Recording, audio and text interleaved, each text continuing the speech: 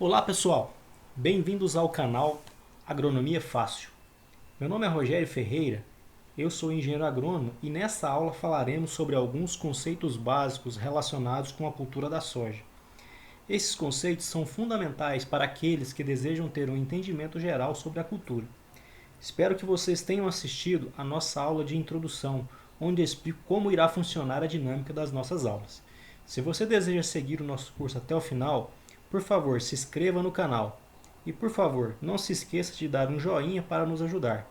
Também fique à vontade em compartilhar este material com seus contatos. Muito bem, vamos adiante. Primeiramente, vamos alinhar nosso entendimento sobre crescimento e desenvolvimento.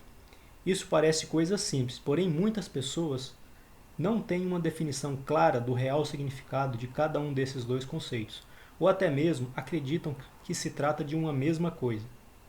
Vamos então à definição de crescimento. Significa o acúmulo de matéria seca na planta, o que consequentemente promove o aumento em tamanho da mesma. Fazendo analogia a um ser humano, é como se fosse o nosso processo de engorda.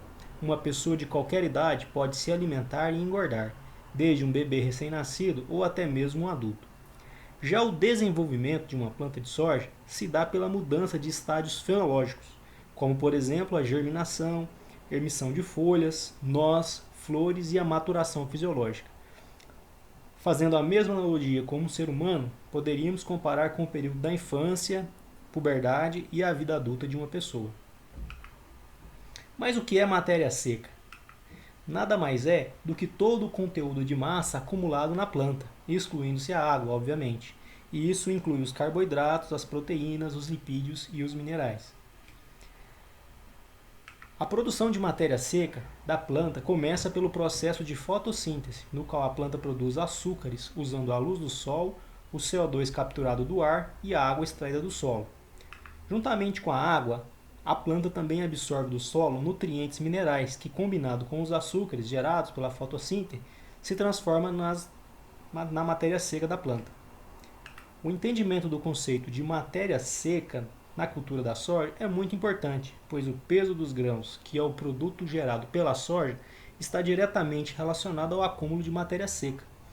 Quanto mais eficiente e melhor for o acúmulo de matéria seca, maior será o rendimento dos grãos.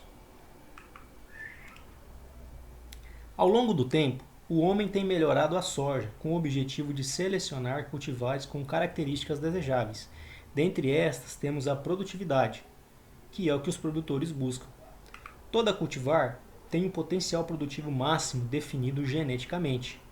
A produtividade máxima só será atingida se as condições ambientais ao longo do cultivo forem perfeitas. A produtividade final é uma interação entre o material e o ambiente. Logo, alterações no ambiente afetam de forma positiva ou negativa a produtividade. Um ambiente perfeito não existe, pois são muitos os fatores envolvidos, e alguns estão fora do controle do agricultor, como por exemplo o clima. Porém, alguns dos fatores podem ser controlados pela ação do homem, como por exemplo a adubação, controle de plantas daninhas, pragas e doenças. Desta forma, o homem tenta deixar o ambiente o mais favorável possível para que a cultura possa expressar a máxima produtividade. Além do domínio das práticas de manejo, é importante usar a cultivar adequada para cada região. Como vimos na primeira aula, ao longo do tempo, o homem selecionou cultivares adaptadas às diferentes regiões. Logo, uma cultivar pode ter uma boa performance em uma região e já não ser tão boa em outra. A seguir, falaremos sobre algumas importantes características da cultura da soja. Uma delas é o chamado hábito de crescimento, que caracteriza uma cultivar em relação ao seu comportamento de crescimento após o florescimento. Se divide em dois tipos, sendo determinado, no qual a planta cessa o seu crescimento vegetativo assim que floresce, e o indeterminado, que continua vegetando mesmo após o início da floração. Fotoperiodismo é uma característica que a planta de soja tem de usar o comprimento do dia como um gatilho para iniciar sua fase reprodutiva, que consiste na emissão de flores. Em outras palavras, assim que a planta identifica que a quantidade de horas de luz em um dia é inferior a um certo valor, a mesma tem seu florescimento iniciado. O período juvenil é uma característica que faz com que uma cultivar não floresça, mesmo que o número de horas de luz dia esteja abaixo do limite para a planta florescer. Isso permite que a planta continue vegetando até que se termine o período juvenil. Podem existir variações no tamanho do período juvenil de acordo com cada cultivar. A maturação fisiológica é o momento em que a semente da soja finaliza o processo de acúmulo de matéria seca. Após este momento, a semente irá apenas perder umidade. O ciclo diz respeito à quantidade de tempo necessário desde o plantio até a maturação fisiológica da planta. No mercado, é comum a identificação de ciclo como precoce, médio e tardio, podendo haver outras nomenclaturas. Maturação relativa, também conhecida como RM, do inglês Relative Maturity, se trata de um número para identificar a quantidade de tempo que a planta leva para atingir a maturação fisiológica. Esse número é denominado relativo porque é calculado com base em um material cuja maturação já é conhecida. A seguir, veremos como se calcula o RM de uma cultivar. Para calcular o RM, é necessário plantar o material junto com outro cujo RM já seja definido e comparar a quantidade de dias que cada um levará para atingir a maturidade. Vejamos o exemplo. Digamos que queremos saber o RM do material X. Para isso, planta-se o mesmo junto com o material A, cujo RM é 7. Ao final do ciclo, observa-se que o material A levou 120 dias para atingir a maturidade, enquanto que a cultivar X demorou 105 dias para atingir a maturação. De posse desses valores, utiliza-se uma regra de 3 para o cálculo do novo RM. Nesse caso, o material X demorou 15 dias a menos para atingir a maturidade e será classificado como RM 6.1. Para melhorar a acuracidade, os pesquisadores utilizam-se de dados de vários locais espalhados por uma região e até mesmo diferentes anos para determinar o RM de uma cultivar. Caso os cultivares do nosso exemplo forem plantadas em regiões muito diferentes de onde foi feita a caracterização, o tempo de maturação pode variar, porém espera-se que sempre a cultivar X atinja a maturação antes da cultivar A, pois a mesma é mais precoce. Em seguida, falaremos sobre as regiões de adaptação desenhadas para a soja. À medida que nos movemos de norte a sul, se aproximando ou se afastando da linha do Equador, temos diferentes condições climáticas, incluindo quantidade de radiação solar incidente, comprimento de dia, distribuição de chuva e, obviamente, temperatura. Esses fatores afetam diretamente o desenvolvimento da soja. Para diminuir a complexidade de posicionamento de cultivares, os pesquisadores criaram o que é chamado de zonas ambientais homogêneas. Para o Brasil, foram definidas 5 zonas ambientais, começando na região sul com a zona 1 até o extremo norte com a região 5. Teoricamente, cada uma dessas zonas apresenta uma certa homogeneidade em se tratando de clima, e cultivares com o mesmo grupo de maturação devem, em teoria, expressar o mesmo comportamento dentro dessas zonas.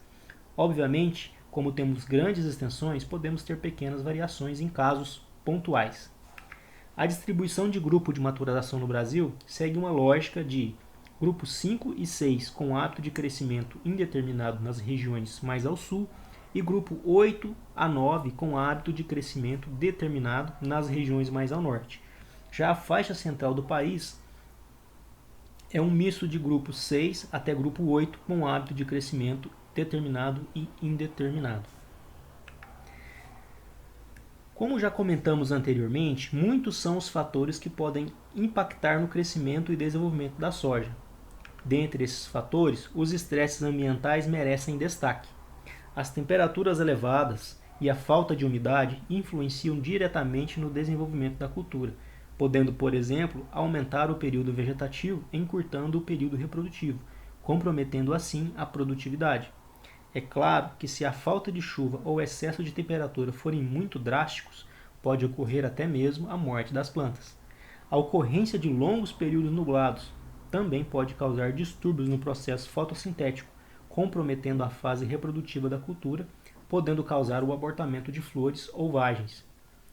Outro fator extremamente impactante na cultura da soja é a densidade de plantio e a época. Deve-se respeitar tanto a quantidade ideal de plantas por área, como também a época adequada de semeadura. Estas informações são pesquisadas e fornecidas pelos fornecedores das sementes. Caso se plante a soja em densidades acima da adequada, pode acontecer que as plantas cresçam mais e ramifiquem menos. Também faz com que se forme um menor número de vagens por plantas e menor número de sementes por vagem. Outra característica que é afetada é a altura de inserção da primeira vagem, que pode ser mais alta do que o ideal. O aumento da altura e a falta de ramificação aumentam a possibilidade de acamamento de plantas, o que compromete a operação de colheita mecanizada. Todos esses fatores interferem na produtividade por área. Também é importante sabermos os nomes das diferentes partes de uma planta de soja. Aqui temos uma figura de uma planta de soja em estágio vegetativo V2. Em seguida veremos os nomes de cada parte desta planta. Vamos começar pela raiz principal, que é do tipo pivotante e cresce em direção oposta à haste principal.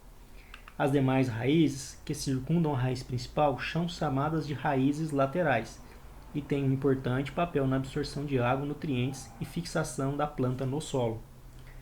Também nas raízes encontramos os nódulos formados pelas bactérias do gênero Bradyrhizobium, que vivem em simbiose com o sistema radicular da soja, extraindo carboidratos e fornecendo nitrogênio à planta, através da fixação biológica de nitrogênio atmosférico. Seguindo em direção à superfície do solo, temos o hipocótilo, que é a parte intermediária entre o sistema radicular e a haste que fica sobre o solo. A cor do hipocótilo é uma característica que pode ser usada para separar cultivares. Se for roxo, significa que a planta emitirá flores roxas, ou verde significa que a planta emitirá flores de cor branca. Já na superfície do solo, em uma planta de soja jovem, temos os cotilédones, que inicialmente estavam dentro do solo e foram erguidos para a superfície. Os cotilédones são estruturas de reserva e fornecem o substrato necessário para a sobrevivência da planta nas fases iniciais. A perda dos cotilédones antes da emissão de folhas pode levar à morte da planta ou limitar a produtividade. A perda de cotilédones antes da emissão das folhas pode limitar a produtividade. O par de cotilédones é inserido no mesmo nível e, quando desenvolvido, fica em sentido paralelo à superfície do solo.